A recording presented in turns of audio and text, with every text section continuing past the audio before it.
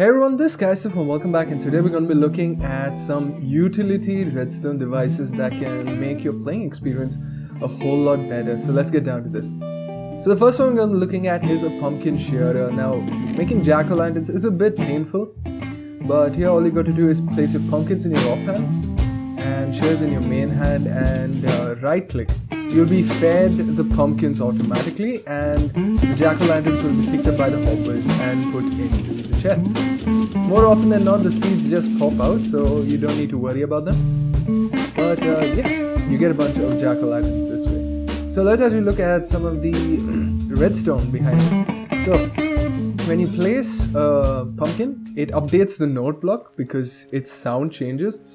That is detected by the observer, which one takes the sticky piston which pushes the observer down, past the redstone line which past that dropper, and once you've sheared it, that once again repeats, but the observer is pulled up, which activates the piston. So just to see this in action, you place the pumpkin down, you can see a new items dropped out, and if we shear it, observer is pulled back and the piston extends. The next one is a water bucket filler. This is really useful if you want to have hidden water sources. Just chuck your bucket in and you get a water bucket out. So let's see how this thing works. So we've got an auto dropper circuit for the dispenser, but the repeater is on 4 ticks.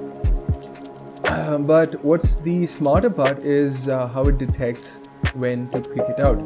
So when you place a water bucket in, you can see that the line gets activated, which unlocks the hopper down below.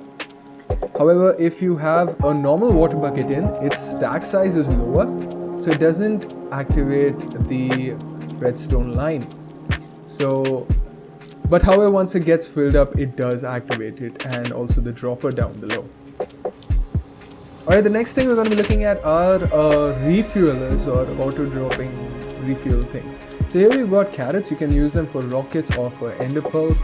But basically you click a button and it gives you a bunch of items. So here, the first circuit, we use the stone button, which has a sticky piston which pushes into an observer clock, which powers the observer. This gives us 5 carrots. Now we can actually tweak this around a bit by putting a wooden button instead, which gives a longer pulse length, and this gives us 8 golden carrots. Now, if we tweak this a little bit more and the observer that is being moved is actually the one that powers it, you get only 7. So immediately you can see how you can really change the number you get. Once again, this time it's a vertical pusher, and this also gives you 7 because the powering observer is being moved. Here it's inverted, so you get 8 again, and this is one of my personal favorites. We've also got a concrete powder on top which updates the observer an extra time. This gives us 9 pieces, which is pretty useful. Now the advantage of powering the dropper directly with the observers, you can actually have droppers next to them, which then gives you way more items. The next thing on the list is a block swapper. Here we are using the magma and soul sand block swapper. This circuit is very simple.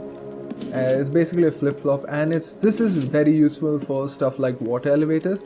You can rig this, to a comparator decay. Alright, the final one is the armor stand switcher routinino. So you just flick this button and it cycles the armor stands around and it gives you a new set. So you can have your different types of protection armor, or maybe some dyed armor if you're on a server. It's a pretty fun build, and yeah, so you just keep doing this. This design at this size has got 5 of them, but yeah, every once in a while you do run into this problem where it doesn't reach. So yeah, let's actually look at what's happening. We've got power sources over there which powers this redstone line, which extends that piston forwards. And we've got some repeaters, but most importantly we've got this terracotta. Terracotta doesn't stick to the honey, and honey allows the armor stands to stick to it. 5 tick delay before it powers this piston, 4 tick delay to the next one, and another 4 tick delay before it powers the final piston. Now we also have this extra non-using piston here, which is important for updating because we do have problems. Now, similar to this, you can also have some workstation free tips, because those are really cool. Okay, the final one that we're going to be looking at is a bit of a fun build. This is another armor stand swapping station. As you can see, if you flick the lever, the armor stand is water stream all the way to you. And the only problem with this is that once the light goes on, you've got to immediately flick the lever. So you can see the armor stand gets pushed across. You click the button if you don't want it, and it gets sent back to its original spot through some bubble elevators in the back, and then you just go to lock. So anyways guys, thanks for watching. This has been Skysis and I'm out. So ciao for now. See you later.